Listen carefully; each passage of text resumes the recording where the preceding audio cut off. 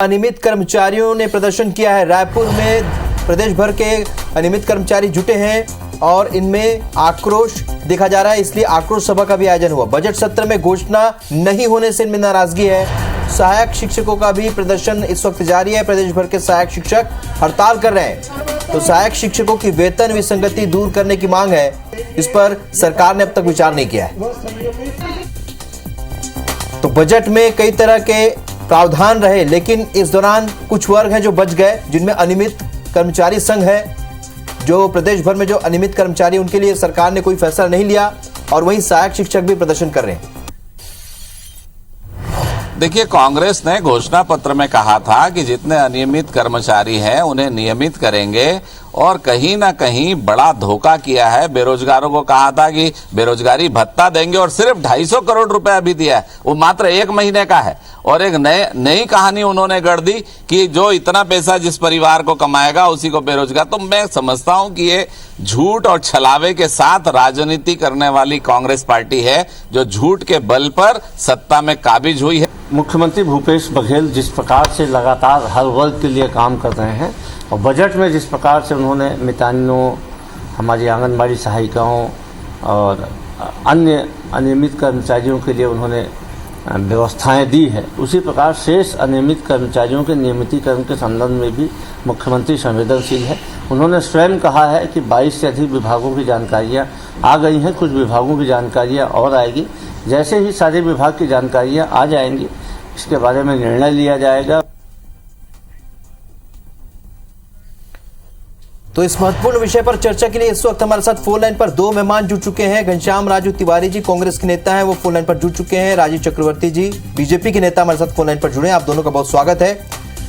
Ghanshyam ji, BJP बार बार कह रही है कि आपने घोषणा पत्र में जो घोषणा की थी वो घोषणा तो पूरी नहीं हुई, बजट तक इंतजार कर रहे थे लोग। राहुल जी, ये प्रदेश का दुर्भाग्य है कि भारतीय जनता पार्टी छत्तीसगढ़ में जहां 36 गुटों में बैठी है और जिस प्रकार से वो विपक्ष होने का दम भरती है और जो आरोप वो लगाते हैं, बेबुनियाद आरोप, झूठ और गुमराह करना, तो भारतीय जनता पार्टी की प्रदेश में पुरानी आदत सी बन चुकी है। आज प्रदेश का हर वर्ग, सर्वहारा वर्ग इस बात को जानता है कि पिछले 4 सालों में भूपेश बघेल जी की सरकार ने हर वर्ग के लिए कार्य किए, चाहे वो किसान हो, आदिवासी हो, मजदूर हो, बहनें हो, युवा हो। ऐसा कोई वर्ग नहीं है जिनको प्रदेश में उन्नति के लिए भूपेश बघेल जी ने कार्य नहीं किए। और मैं कहता हूँ, ये नियमितीकरण की बात कर रहे हैं, भारतीय जनता पार्टी पहले ये तो बताए, जो 15 साल में उन्होंने वायदे किया, आज 9 साल में केंद्र में बैठी मोदी जी की सरकार जो वादे कर रहे हैं, क्या वो पूरा कर पा रहे हैं? हम बोलने की स्थिति में इसलिए हैं कि चाहे प्रदेश में से पहले भी कर्मचारियों की मांग हो 2 दिवसीय अवकाश की, पूरा हुआ। ओपीएस पुरानी पेंशन योजना हमने पूरी की है। हमारे राज्य के हर कर्मचारी को मानदेय किस रूप से बढ़ाया जाए, इन 4 सालों में व्यवस्था हुई है।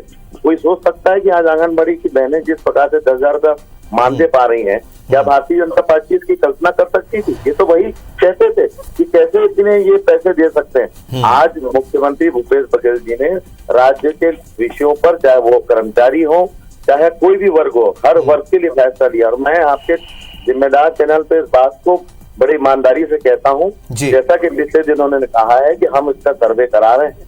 आने वाले दिनों में अनियमित कर्मचारी का जो वादा हमने किया था, वो वादा भी हम पूरा करेंगे। चलिए, प्रतिक्रिया वाले जी राजीव जी, आपने पूरी बात सुनी घनश्याम राजू तिवारी जी की। कह रहे हैं कि ये सर्वे तो करा रहे हैं, अभी तक कुछ घोषणाएं हो चुकी, और घोषणाएं होंगी, आपको लगता है होंगी?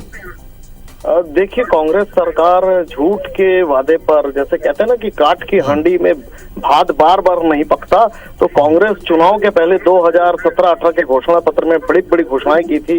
ये अनियमित कर्मचारी बंधुओं के भी पंडाल में जाकर उन्होंने कहा था कि दूसरे महीने से हम सत्ता में आते ही आपको नियमित कर देंगे और जो संविलियन करेंगे, तमाम बातें थी। वो बातें झूठी साबित हुई। जिस प्रकार से शराबबंदी झूठी साबित हुई, ये भी झूठी साबित हुई। और ये फुटबॉल खेल रहे हैं, एक बार कहते कि हम सर्वे कर रहे हैं, एक बार कहते कि हम रिपोर्ट मंगा रहे हैं। मुख्य सचिव के पास फाइलें आ चुकी है।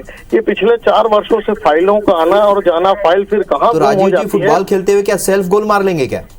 बिल्कुल बिल्कुल, बहुत सही शब्द आपने कहा। ये फुटबॉल खेलते हुए जो आयोग का खेल खेल रहे हैं और जो फाइल का खेल हम मंगवा रहे हैं, ये खेल खेलते हुए प्रदेश की जनता अंतिम प्रतिक्रिया आपसे चाहें कि यही है, फुटबॉल है, गोल में तब्दील, आत्मघाती गोल है। राहुल जी 15 सालों में इनके झूठ का पूरा पिटारा खुल चुका है।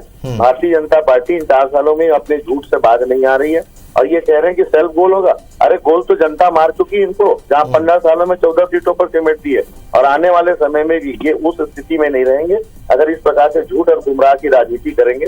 झूठ बोलने की मशीन है भारतीय जनता पार्टी। चलिए, मुद्दे बहुत से हैं, लेकिन क्या चुनाव जैसे जैसे करीब आ रहा है वैसे जैसे हम देख रहे हैं कि इन मुद्दों को लेकर अब दोनों ही पक्ष की ओर से बयानबाजी तेज हो चुकी है और अब प्रदर्शन भी शुरू हो चुके हैं। आप दोनों का मेरे साथ फोन लाइन पर जुड़ने के लिए बहुत बहुत शुक्रिया।